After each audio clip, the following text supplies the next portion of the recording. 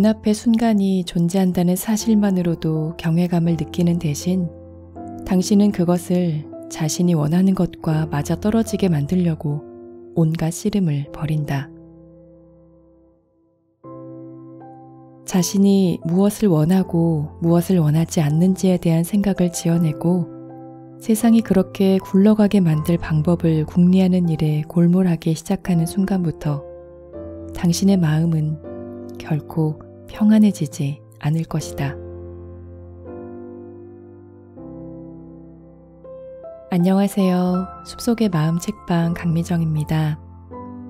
내려놓음이라는 말 많이 듣게 되죠? 진짜 내려놓고 살 수 있으면 마음이 한결 편할 것 같은데 내려놓는다는 게 구체적으로 뭔지 그리고 어떻게 실천해야 하는 건지 잘 모르겠어요. 그런데 40년이 넘게 자신의 삶에서 내맡기게 실험을 하면서 저항하지 않고 내려놓는 것이 무엇인지 아주 쉽게 이야기해주는 사람이 있습니다. 이전에 제가 마음의 자유를 얻기 위해 헤어져야 하는 것에서도 소개해드렸던 상처받지 않는 영혼의 저자 마이클 싱어입니다. 이후에 될 일은 된다 등의 저서를 통해서도 내맡기는 삶에 대해서 그리고 그로 인한 놀라운 결과에 대해서 자전적 이야기를 들려주었는데요. 오늘 소개해드릴 이 책이 바로 그 모든 것의 완결판이라고 할 수 있을 것 같아요. 바로 마이클 싱어의 삶이 당신보다 더 잘 안다 이고요. 펴낸 곳은 라이팅하우스입니다.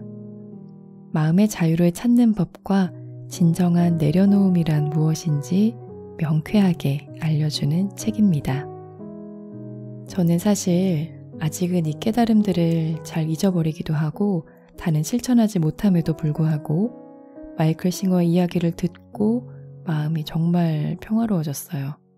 그리고 갑자기 제 마음이 꼬일 때 그걸 알아차리고 흘려보내는 법, 마음이 편안해지는 법을 조금이나마, 아니 어쩌면 꽤 많이 알게 됐습니다. 사실 우리가 불안해하고 긴장하면서 사는 건 내 삶이 나의 개인적인 기대나 욕망대로 되기를 원해서일 텐데요. 그런 것들까지 다 내려놓을 수 있을까요? 아니 그런 기대들까지 꼭 다 내려놔야 하는 걸까요? 오늘 책에서 힌트를 얻으실 수 있을 거예요. 제 마음에 와닿았던 두 부분을 읽어드릴게요.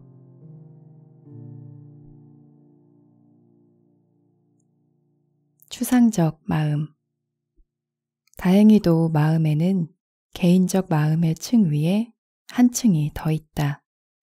그것은 비개인적인 마음, 곧 추상적인 마음, 혹은 순수하게 이지적인 마음이라 불리고 있다. 이 마음의 층은 내면의 동요에도 흔들리지 않는다. 그것은 높은 차원의 마음이 표현하는 비상한 창조성 속으로 거침없이 솟아오를 수 있다.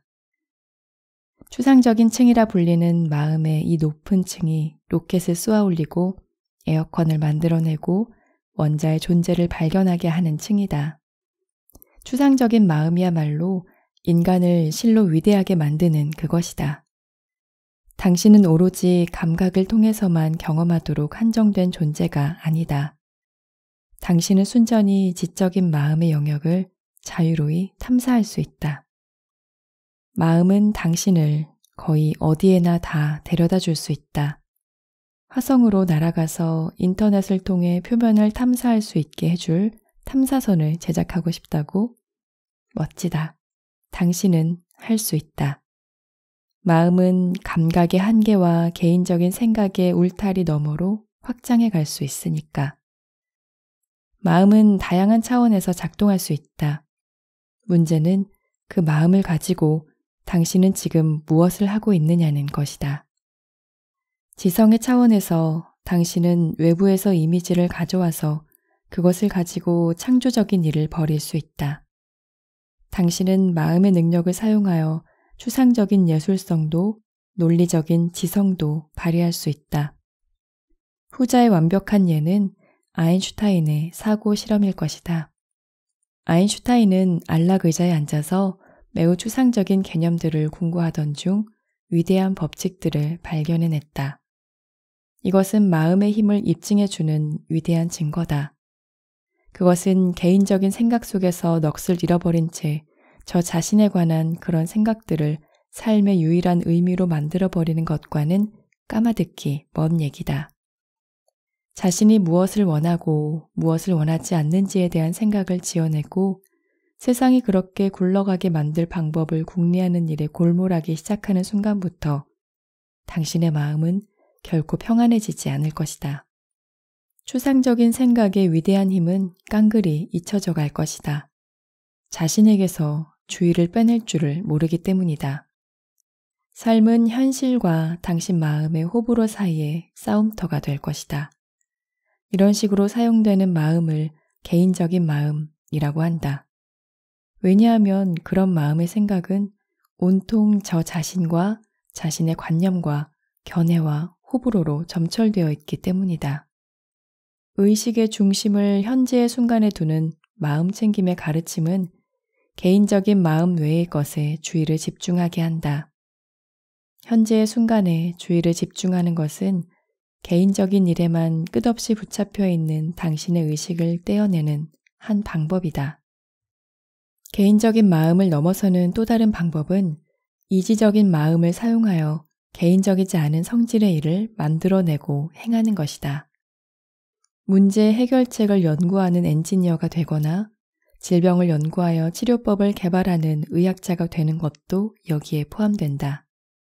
예술, 컴퓨터공학, 수학 이런 것도 모두 비개인적인 마음을 사용하는 아름다운 본보기다. 마음은 훌륭한 것이다. 마음은 당신의 모든 개인적인 호불호를 저장해놓고 온 세상이 거기에 맞춰 굴러가리라고 억측하는 데 사용하라고 있는 것이 결코 아니다. 외부 세계가 당신이 마음속에 저장해 놓은 것들의 성미에 딱 맞게 펼쳐지지 않는 것은 당연한 일이다. 사실 그런 일을 기대한다는 것은 그리 지적이지 못하다. 과거에 좋았거나 나빴던 경험에 비추어서 당신이 원하는 대로 삶이 굴러가게 만들려고 버둥대는 싸움에 평생을 바치는 것이 정말 지성적인 짓인가? 삶을 원하는 길로 굴려가려고 오매불만 걱정하며 버둥댄다면 어찌 삶을 즐길 수 있겠는가? 하지만 그것이 우리 모든 사회가 하고 있는 짓이고 거의 모든 인간이 여태껏 해온 짓이다. 인간은 단지 그런 짓을 그만둘 만큼 충분히 진화하지 못한 것이다. 부자인 사람들, 가난한 사람들, 아픈 사람들, 건강한 사람들, 결혼한 사람들, 독신인 사람들, 그들은 모두가 똑같이 묶여 있다. 원하는 것을 얻는다면 그런 대로 괜찮다. 원하는 것을 얻지 못하면 그들은 크든 작든 고통을 겪는다. 다행히도 당신은 이렇게 살 필요가 없다. 삶을 사는 훨씬 더 차원 높은 방식이 있다. 하지만 그것은 당신이 마음을 대하는 방식과 자기 앞에 펼쳐지는 삶을 대하는 방식을 바꾸기를 요구한다. 높은 차원으로의 이 같은 변신을 이해하기 위해서 먼저 당신이 무엇을 원하고 원하지 않는지를 결정하게 된 경위를 살펴보자. 주의를 기울여보면 호불호가 정해지게 한 것은 과거의 경험들임을 깨달을 것이다. 백지 상태에서 어느 날 갑자기 그 모든 것을 지어낸 것은 아니다. 당신의 관점, 견해, 호불호는 과거에서 온 데이터를 바탕으로 형성됐다. 예컨대 당신은 애정관계에 대해서는 아무런 걱정이 없었다. 그러다 문득 친구가 헤어져서 비참하게 살고 있다는 소식을 듣는다. 그러자 갑자기 자신의 애정관계가 걱정되기 시작한다. 친구의 소식을 듣기 전에는 괜찮았다. 하지만 지금은 그렇지 않다. 당신은 결별이라는 개념을 마음속에 저장했다. 그게 당신과는 사실 아무런 상관도 없었는데도 말이다. 당신은 그것을 개인적으로 받아들인 것이다. 어떤 정보를 마음속에 가두어 두게 되는 일 없이 처리하는 것이 가능할까? 물론 그렇다. 한 친구가 어떤 문제를 겪고 당신에게 그것을 하소연했다. 그것은 마음속으로 들어와서 의식을 지나가고 당신은 동정심을 느꼈다. 사실상 그 과정은 당신을 더 큰 존재로 만들어 주었다. 당신은 삶의 현실을 마음속에 가둬두지 않고 온전히 소화할 수 있었다. 그것을 나중에 상기하고 싶다면 의지로서 있는 그대로를 기억에서 꺼내어 볼 수 있다. 하지만 그것이 저 혼자서 자꾸 돌아와서 나타나지는 않을 것이다. 그것은 의식적인 마음 속에 갇히거나 잠재의식 속에 묻히지 않았으므로 당신의 삶에 해로운 영향을 주지 않는다. 그 경험을 다룰 수 있었으므로 사실 당신은 더 나은 사람이 되었다. 그러나 만일 그 경험을 저항 없이 다루지를 못했다면 그것은 의식적인 마음 속에 갇힌 채 남아서 마음을 황폐화할 것이다. 더 심하게 저항하면 그것은 잠재의식 속에 묻힌 채 골마서 그 교란된 상태를 마음속에 온통 퍼뜨려 놓을 것이다. 어느 경우든 간에 당신은 자신이 두려워하는 것을 마음속에 담아놓고 있게 된다. 그러면 당신은 자신의 생각을 두려워하게 될 것이다. 어찌 그러지 않을 수 있겠는가? 당신은 불쾌한 생각들을 마음속에 잔뜩 수집해 놓았고 그것들은 수시로 자꾸 돌아올 것이다. 이제 그 안에서 살기 위해서는 외부에서 어떤 일이 일어나야만 괜찮아질지를 궁리하기 위해 마음의 분석적인 부분까지 동원해야 한다. 바로 이 대목에서 호불호가 생겨난다. 그것은 간단히 말해서 당신이 그 안에서 편안치 못한 현실을 해결하기 위해 외부의 사건을 이용하려는 시도다. 그 결과 당신은 펼쳐져 일어나는 모든 일을 언제나 자신의 호불호에 의거하여 판단하게 된다. 사람들의 견해가 서로 엇갈리는 이유는 단순하다. 당신의 눈을 통해 들어온 것을 다른 사람들은 아무도 경험해보지 않았기 때문이다. 당신이 마음속에 담고 있는 것은 다른 사람들이 그들의 마음속에 담고 있는 것들과는 완전히 다르다. 당신의 마음속에 있는 데이터는 당신이 한 경험에서 나온 것이므로 남들과 같을 수가 없는 것이다. 그 경험은 다른 누구도, 당신의 배우자도, 자녀들도, 친구들도 해보지 않았다. 아니, 그들의 경험과 비슷하지도 않다. 과거의 경험만 달랐던 것이 아니라 그것을 처리하는 방식도 달랐다. 우리는 사회적으로 받아들여지기 위해서 다른 사고방식에 순응하도록 자신을 얼마든지 강요할 수 있다. 하지만 그것은 그 안의 삶을 더욱더 복잡해지게 만들 뿐이다. 당신은 과거에 저장된 인상에서 생겨난 기존의 사고방식을 가지고 있을 뿐만 아니라 이제는 그룹의 사고 성향에 맞추기 위해서 그중 일부분은 억눌러야만 한다. 그렇다면 그 안이 엉망진창이 되는 것이 어찌 놀라울 일이겠는가. 당신은 마음속에 그런 온갖 개인적인 것들을 부여안고 있다. 좋은 것, 나쁜 것, 추한 것. 그 불가피한 결과로 당면한 순간이 당신이 저장해 놓은 이미지와 어쩌다 잘 맞아떨어지면 당신은 좋아라 한다. 마음이 열려 흥분하고 열광한다. 만일 그것이 저장된 이미지와 어긋나면 당신은 화를 낸다.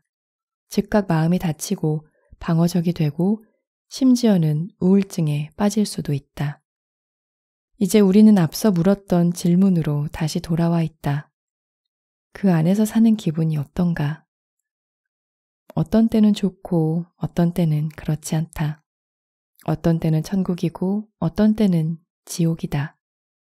그 이유는 이것이다. 그것은 신이 그렇게 만들었기 때문이 아니라 당신이 그렇게 만들었기 때문이다. 당신은 자유의지를 부여받았고 그 자유의지로서 당신이 한 짓이 마음을 아수라장으로 만들어 놓은 것이다. 눈앞의 순간이 존재한다는 사실만으로도 경외감을 느끼는 대신 당신은 그것을 자신이 원하는 것과 맞아떨어지게 만들려고 온갖 씨름을 버린다. 의도적인 생각, 자동적인 생각. 당신은 그 안에 있다. 그리고 생각을 지어내는 능력을 지니고 있다. 지금 머릿속에서 안녕이라고 말해보라. 그것을 계속 반복하라. 당신은 그렇게 하고 있다. 그렇지 않은가? 당신이 의도적으로 그 말을 하지 않았으면 그 말은 당신의 마음속에 없었을 것이다. 그렇지 않은가? 분명히 당신은 생각을 지어내도록 의도적으로 마음을 먹을 수 있는 능력이 있다. 일반적으로 두 가지의 매우 구별되는 생각이 존재한다. 의도적인 생각과 자동적인 생각이다. 우리가 살펴볼 첫 번째 종류의 생각은 이름이 가리키듯이 당신이 의도적으로 지어내는 생각이다. 당신은 두 가지 다른 방법으로 생각을 의도적으로 지어낼 수 있다. 먼저 안녕 하고 말하듯이 머릿속에서 자신에게 이야기하는 목소리를 통해 청각적인 생각을 지어낼 수 있다. 혹은 마음속의 눈앞에 심상을 지어낼 수도 있다. 예컨대 지금 배의 심상을 하나 지어내보라. 마음속에 그것이 보이는가? 이제 그보다 큰 배를 심상화해보라. 그보다 더 큰 배도. 그 안에서 퀸 메리호를 보라. 당신이 의도적으로 그것을 그리지 않았다면 그 배는 그 안에 없었을 것이다. 다시 말하지만 분명 당신은 마음으로 하여금 생각을 지어내게 만들 수 있는 능력을 지니고 있다. 의도적인 생각 외에 또 다른 종류의 생각이 있다. 자동적인 생각 말이다. 이것은 당신이 의도적으로 지어내기로 결정한 생각이 아니다. 그것은 제멋대로 당신의 마음속에 튀어 올라온다. 마음속에 올라온 다음에는 거기에 주의를 줄 수도 있지만 당신은 배에 대한 생각을 떠올렸을 때처럼 그것을 의도적으로 지어내지는 않았다. 생각의 대부분은 자동적으로 만들어진다. 휴일에 차를 몰고 거리를 달리면 당신의 마음은 저 혼자 생각을 지어내기 시작한다. 내가 왜 꼭 그런 말을 했어야 했지? 그 말만 안 했으면 우린 아직도 함께 했을 텐데. 아니야, 그러긴 힘들었을 거야. 우린 그전부터 문제가 있었으니까. 당신은 일부러 마음이 이런 생각을 지어내게 하지 않았다. 그것은 당신의 머릿속에서 저 혼자 말하는 목소리다. 이런 일이 저절로 일어난다는 게 의심된다면 얼마 동안이든 그 목소리를 멈추려고 해보라. 마음속에 스트리밍 되는 그런 생각들은 금방 되돌아올 것이다. 누가 3시에 전화를 하기로 했는데 3시 반이 되도록 전화가 오지 않고 있다고 해보자. 그 30분 동안 어떤 일이 일어나는가? 당신의 마음은 저 혼자 온갖 생각을 만들어낸다. 당신은 의도적으로 이렇게 결정하지 않는다. 이 일에 대해 걱정하고 싶어. 그래, 마음아. 걱정하는 생각을 지어내기 시작해. 사고를 당한 걸까? 아니면 날 바람맞히는 걸까? 당신은 이렇게 하지 않는다. 마음이 저 혼자서 그 모든 짓을 벌이고 있는 것이다. 그것은 그리 의미 있는 생각도 아니다. 파괴적인 생각들이다. 그것은 당신의 30분을 망쳐놓고 있다. 그렇다면 이것이 궁금해진다. 30분 동안이나 전화를 기다린 판에 당신은 또 왜 자신을 비참하게 만들고 싶어 하는가? 글쎄, 객관적으로 보자면 당신은 그러길 원하지 않는다. 당신의 마음이 당신 대신 그러고 있는 것이다. 주의를 기울여보면 당신은 마음이 대부분의 생각을 저 혼자서 만들어낸다는 것을 깨닫게 될 것이다. 그것은 쉬지 않고 계속된다. 샤워할 때 마음을 지켜보라. 운전할 때도 자신을 지켜보라. 일하다가 쉴 때 자신을 지켜보라. 마음이 끊임없이 생각을 지어내고 있는 것을 볼 것이다. 누가 당신에게 이야기할 때조차도 그의 말이 감각기관을 통해 들어오긴 하지만 당신은 거기에 오롯이 귀를 기울이고 있지만은 않다. 당신은 들리는 이야기에 대한 마음의 반응에도 귀를 기울이고 있다. 당신은 이렇게 생각한다. 거기엔 동의하지 않아. 나라면 절대 그렇게는 안 하겠어. 방금 당신의 마음은 상대방이 한 얘기에 관해서가 아니라 온통 당신 자신에 관해서만 얘기했다. 이런 자동적으로 만들어지는 생각들을 잘 살펴보면 당신은 그것이 웃기는 것에서부터 무서운 것까지 폭이 다양함을 깨달을 것이다. 아무튼 간에 머릿속에 늘 그런 잡음이 울리도록 놔두는 것이 현명한 일일까? 거기에 잠시라도 주의를 기울여 보면 당신은 그렇지 않다는 것을 발견할 것이다. 그런 생각들은 어디서 오는 걸까? 마음은 왜 당신이 의도적으로 그러지 않는데도 저 혼자서 막 생각을 지어내는 것일까? 사실 우리는 이에 대해 이미 논한 적이 있다. 처리되지 못한 정신적, 감정적 인상이 마음속에 저장되면 그 인상은 당신 안에 얌전히 앉아있질 않는다. 저항이나 집착으로 인해 마음속에 저장되어 있는 모든 것은 풀려나려고 애쓴다. 뉴턴의 운동 법칙과 마찬가지로 그것은 에너지 차원의 현실이다. 에너지는 당신이 그것을 안에다 가두어 놓기 위해서 반대 의지를 계속 가하고 있지 않는 한 그 안에 머물러 있을 수가 없다. 그것이 계속 돌아와 마음속에 떠오르는 이유도 이 때문이다. 25년 전에 엄마가 당신에게 소리를 질렀고 당신은 상처를 받았다. 그런데 지금 어떤 사람이 자기 엄마가 소리를 질렀던 얘기를 하는데 갑자기 이 모든 정신적, 감정적 문제가 당신의 마음에 솟아오른다. 왜일까? 갇힌 에너지는 호시탐탐 언제든지 솟아올라 나오려고 애쓴다.